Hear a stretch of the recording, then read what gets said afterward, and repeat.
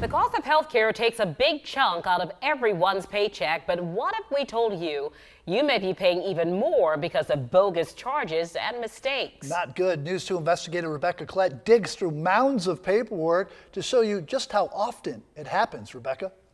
Good evening, guys. Some estimate errors on medical bills happen 4 out of 5 bills. And one patient advocate says many people just pay the bills without really knowing what they're actually paying for.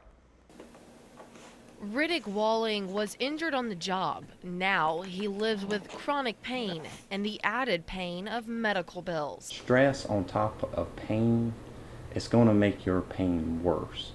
He has stacks of medical bills to manage, many with errors. It's very overwhelming. But he's not alone in the fight to correct his bill. I found complaint after complaint with the Department of Consumer Affairs against several area hospitals and doctors' offices across the state. Like this one, where the patient discovered their bill was never submitted to insurance. Another billed for services that were already paid. And then there are overpayments, excessive charges, and the list goes on.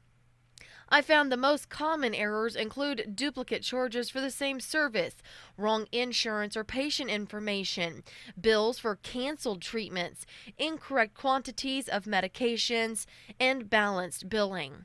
I also found insurance companies paid the wrong amount for nearly 1 in 10 medical claims. The American Medical Association estimates an additional $7 billion could be saved if insurers consistently paid claims correctly. Patient advocate Pat Palmer says the problem is actually much worse. Palmer estimates 80% of bills contain errors. The error rate has escalated tremendously over the years, and especially in the last 2 or 3 years. She says catching the errors starts with you. Bills that you receive from facilities are more or less a summary bill. Everyone that is paying on these bills have no clue exactly what they're being charged for and whether they're true and accurate. So before you pay, request an itemized bill from your doctor.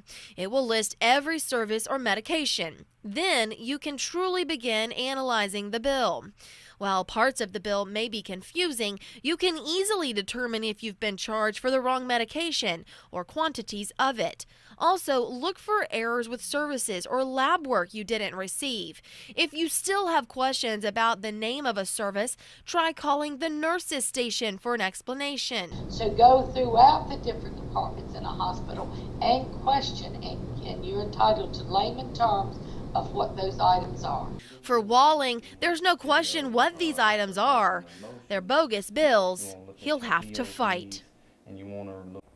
Another way to determine if you're being wrongly billed is compare your itemized bill with your explanation of benefits that you get from your insurance company. Then you can see side by side what you're paying for and what your insurance already paid for. Yeah. So, Becky, we're looking at this problem, but you said it actually doesn't stop here.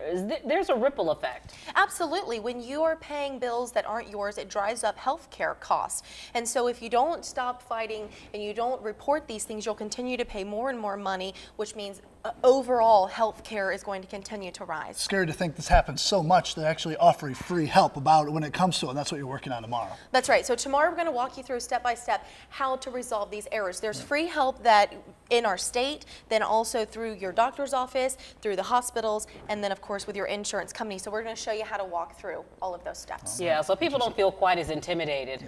It is intimidating for sure. Yeah. All right. Interesting Becky, stuff. thank Rebecca. you. Thanks, guys.